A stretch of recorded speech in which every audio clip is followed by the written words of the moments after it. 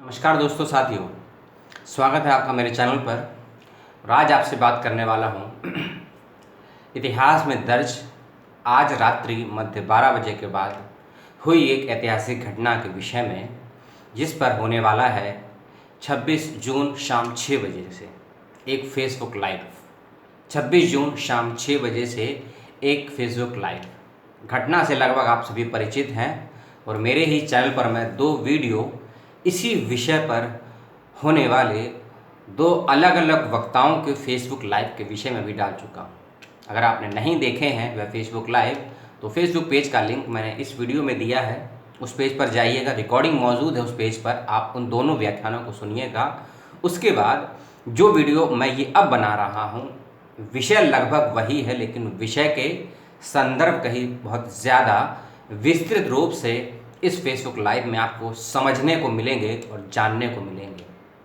और इस Facebook live की विशेषता ये है कि वक्ता से आप कितने भी सवाल कर सकते हैं, क्योंकि कोई टाइम लिमिट नहीं है इस फेसबुक लाइव का। अनलिमिटेड चल सकता है, 2 घंटा भी, 3 घंटा भी और 1 घंटा भी।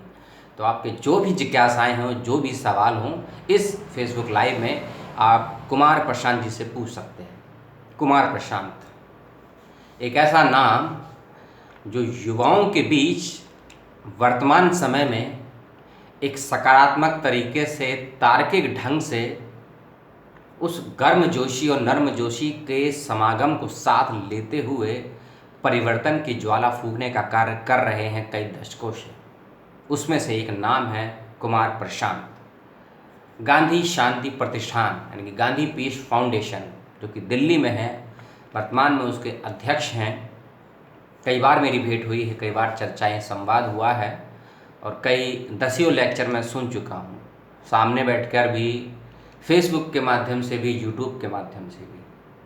कि सरलता, सहजता जो हमको मिलती है कहीं लोहिया जैसे व्यक्तित्व में, उनके बाद, क्योंकि लोहिया को मैंने देखा नहीं है, पढ़ा ज़रूर है, तो इसलिए कह सकता हूँ कि लोहिया और जेपी के बाद की सरलता और सहजता और अपने वाक्यों में एक तार्किक ढंग से प्रस्तुत करने की जो कला है, वो मुझे कुमार प्रशांत जी में मिलती है। तो सुने, जिस विषय पर बोलने वाले हैं कि आपातकाल के खिलाफ जन आंदोलन। आपातकाल आज यानी कि रात्रि 12 बजे के बाद 25 जून 1975 को लागू होता है देश में, लगता है भारत में, और 21 मार्च 1977 तक लागू रहता है। 1 साल 8 महीने और लगभग 25 दिन, 9 महीना मान सकते हैं। इस 1 साल 9 महीने के दिन में यह आपातकाल का बिगुल किसने फूंका? लोकतंत्र को बचाया किसने? लोकतंत्र को बनाया किसने? और साथ ही साथ यह जन आंदोलन आखिर खड़ा कैसे हुआ? किसकी बदौलत खड़ा हुआ? राजनीतिक सत्ताओं ने इसकी नींव रखी, राष्ट्रीय स्वयंसेवक संघ ने इसकी नींव रखी, छात्रों ने इसकी नींव रखी, और जयप्रकाश नारायण, लोकमान्य जयप्रकाश नारायण का सच लोहिया, जिसे हम लोहिया, डॉक्टर राम मनोहर लोहिया, जयप्रकाश नारायण, और 19 सदी के बीच बहुत से ऐसे अनजाने नाम जो आज भी आपको कई विश्वविद्यालयों में काम करते हुए, पढ़ाते हुए या कई पुस्तकों में मिल जाएंगे। तो उन्हीं श्रेणी में एक नायक कहें या कार्यकर्ता कहें या एक व्यक्ति कहें, इनका नाम है कुमार प्रशांत, कि जो व्यक्ति उस आपातकाल के दौर में जीवित था, कार्य भी किया, आंखों से देखा, उसी दौर के व्यक्ति की बातों के माध्यम से इस आपातकाल के सच को आज के दौर में चल रहे आपातकाल के संदर्भ में हम समझने का प्रयास करेंगे। क्योंकि आज के आपातकाल की स्थितियां उस समय के 1975 के आपातकाल से ज़्यादा ही भयंकर और ज़्यादा ही दर्दनाक है, क्योंकि यह वह आपातकाल है जो सरकार अघोषित रूप से घोषित कर चुकी है। जी हाँ, यह वही आपातकाल का दौर है जो सरकारें अघोषित रूप से घोषित कर चुकी हैं कि आप इस लॉकडाउन, तो मैं नहीं कह सकता हूँ, क्योंकि लॉकडाउन ये कुछ लोगों के लिए है, सभी के लिए नहीं है। जो सरकारों, सत्ताओं, नेताओं, राजनेताओं, अभिनेताओं के जितना करीब है, उसके लिए कोई भी लोग एक सा नहीं है। कहीं भी आ जा सकता है, कुछ भी कर सकता है, कुछ भी लिख सकता है, कुछ भी बोल सकता है। लेकिन इस लॉकडाउन में लोग को लॉक कर दिया है।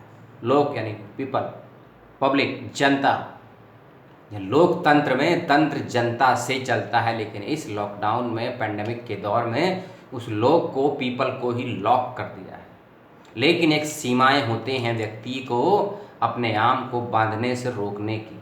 अब व्यक्ति वह सीमाएं तोड़ रहा है, अपने आप को सुरक्षित महसूस नहीं कर रहा है, क्योंकि जब सत्ताएं अपने एक ऐसे महत्वाकांक्षी प्रोजेक्ट पर लग जाती हैं या सरकारें ऐसे अपनी महत्वाकांक्षी योजनाओं को सेट करने में लग जाती हैं, तब जनता के बीच में ऐसा ही आपातकाल लगाया जाता है और जनता उस आपातकालीन पिंजरे को तोड़ने का मादा भी रखती है। हर दशक में करती आई है, इस दशक में भी कर रही है। तो और मैं क्या कहूँ विषय में, सुनिए कुमार प्रशांत जी को 26 जून शाम 6 बजे को उनके फेसबुक पेज राष्ट्रीय युवा संगठन, इस पेज से मैं भी जुड़ा हुआ तो नहीं हूँ, लेकिन जुड़ने वाला ज़रूर हूँ, क्योंकि वर्तमान मेरी डिग्रियाँ, मेरा अध्ययन और मेरा शिक्षा व्यवस्था पर मुझे भरोसा नहीं रहा है कि मुझे भविष्य में कुछ दे पाएगी। क्योंकि सत्ताएं आपको देने से पूर्व आपसे बहुत कुछ ले लेना चाहती हैं।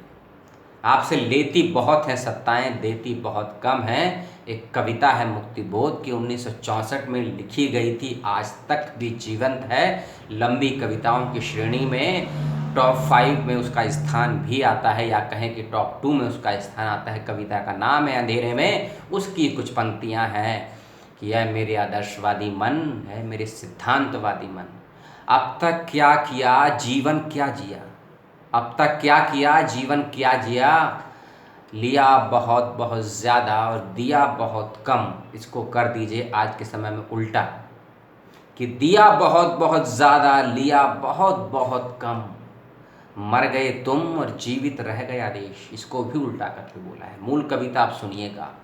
यह कविता ऐसी है कि रोंगटे खड़े कर देती है और वर्तमान सत्ताओं के भूतकाल और भविष्य को इंगित करती है। सुनिएगा इस वक्तव्य को, इस वीडियो फेसबुक लाइव को सुनने से पहले इस कविता को सुनिएगा। अंधेरे में इसका नाम है, मुक्तिबोध ने लिखी है 1964 में। दिल और दिमाग सब कुछ खोल देने वाली कविता है। तो उसी कविता के दौर में, क्योंकि कविता और काव्य हमेशा ही साहित्य को जीवित करने का कार्य करता है, और जो साहित्य का अध्ययन और अध्यापन करता है वही समाज की सामाजिकता की नस को मानवता के आधार पर उकेरने की कोशिश करता है।